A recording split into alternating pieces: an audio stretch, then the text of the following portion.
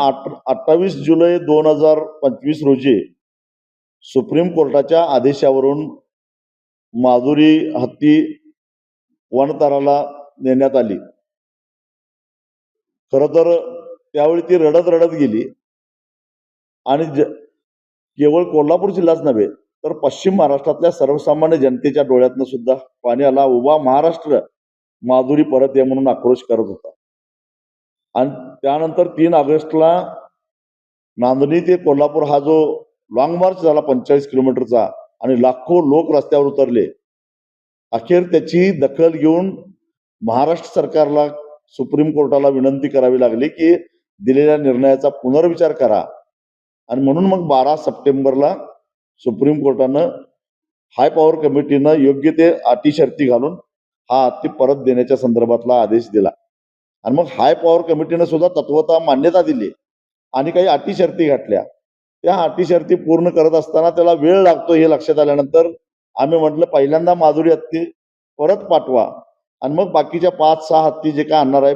मठानं कधीच नकार दिलेला नव्हता 6 एकर जमीन द्यायला, परंतु त्याला वेळ लागतो कारण 12 वेगवेगळ्या खात्याकडून एनओसी घेणं आणि ते त्याला वेळ लागतो.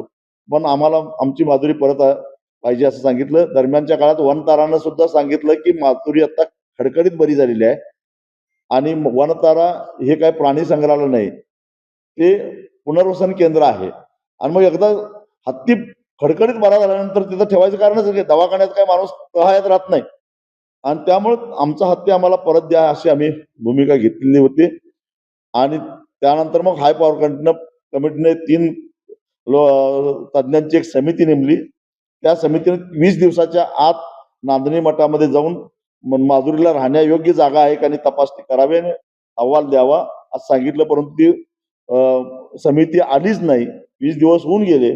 पुन्हा एकदा हाय पॉवर कमिटीनं 5 ऑगस्ट पर्यंत त्यांना मदत दिलेली आहे. आणि आम्हाला असं वाटायला लागलं की वारंवार तारीख पे तारीख देऊन टाइमपास होतोय आणि आमची माधुरी देण्याचं टाळाटाळ केली जाते. आणि म्हणून येत्या 28 ऑगस्टला माधुरीला जाऊन 1 वर्ष पूर्ण झाल्याच्या वर्षपूर्ती निमित्त 1 दिवस माधुरीच्या घर वापसीसाठी उपवास ही संकल्पना घेऊन नांदणी मठामध्ये आम्ही 1 दिवसाचा लाक्षणिक उपवास करणार आहोत. सकाळी 7 ते सायंकाळी 7 वाजेपर्यंत. 13 सप्टेंबरला प्रथमाचार्य महान संत शांतीसागर महाराजांची 71वी पुण्यतिथी आहे आणि ती नांदणीतच साजरी केली जाणार आहे. त्याला लाखो भाविक त्या ठिकाणी जमतात. त्याच्या आधी आमची माधुरी परत आली पाहिजे ही आमची भूमिका आहे. 28/7 उद्या 4 दिवसानंतर. हा 28/7 1 वर्ष पूर्ण उत्कर्षी नाही. 3 ऑगस्टला मोर्चा काढला असं सांगितलं मी. त्यांचा गृहपाठ कमी पडलेला दिसतो किंवा अलीकडं चांगल्या लोकांचा संपर्क नसल्यामुळं बुद्धीला जरा गंज चाललेला असेल. परंतु कुणाला ते तसं आतंकवादी म्हणतात. आंदोलन करणं चळवळ करणं म्हणजे आतंकवाद जर असेल तर मी त्यांना आठवण करून देऊ इच्छितो की 2011ला मावळमध्ये जेव्हा पाण्याच्या अधिकारावर शेतकरी रस्त्यावर उतरले ते मावळचे आणि त्या गोळीबारामध्ये 3 शेतकरी मारले गेले, तेव्हा मीच त्यांना तिथं मावळमध्ये पाठवलं होतो. त्यावेळी त्यांनी केलेली भाषणं आठवून बघावीत. मग ते आतंकवादी होते का त्यावेळी?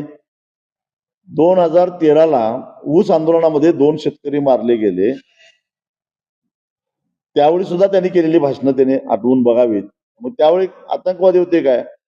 म्हणजे कधी काळी आपण जी काय भाषणं केली, आपण जे काय चळवळी केल्या, त्या चळवळी विसरून आज सविनय कायदेभंग करणारे हे विद्यार्थी आतंकवादी कसे काय असू शकतात? आणि लागून चालून करायला सुद्धा काही मर्यादा असते. लालघोटेपणा करायला काही मर्यादा असते. कुणाला खुश करण्यासाठी विद्यार्थ्यांना आतंकवादी तुम्ही म्हणताय?